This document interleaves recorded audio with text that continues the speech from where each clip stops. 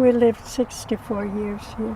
This is the home at the intersection of Memorial Boulevard and Richardson Street, where Olivia Chapins and her husband raised a daughter and 2 boys, including Rick. We used to swim right down there, They grew up here. run fish down here, put trout lines out.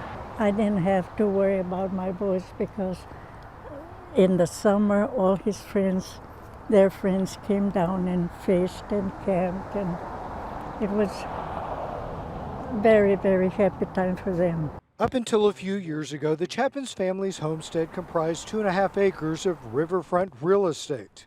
From the grassy open lots to the commercial building along the street and the little house in the back that overlooks the Guadalupe.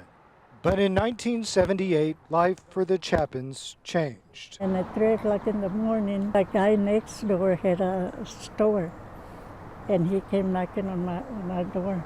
Said, "You better move out." He said, "We're expecting another flood." Luckily, Olivia and her husband made it out in time, but their washateria business never recovered.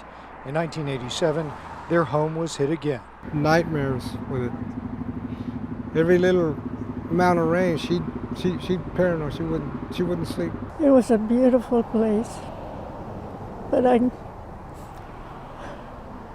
thankful to God to have given me the opportunity to be able to sell.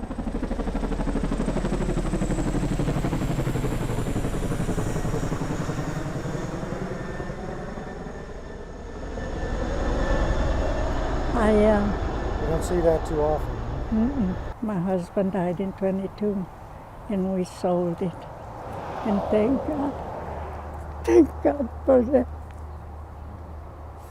because that was my fear all the time, as much as I love the place. Olivia and Rick have returned to their old house tonight to see the damage left behind from the 4th of July. In 78, 87, and all these little floods, never devastation like today. The 100-year-old cypress trees on the riverbank that Rick climbed as a kid now twisted and toppled.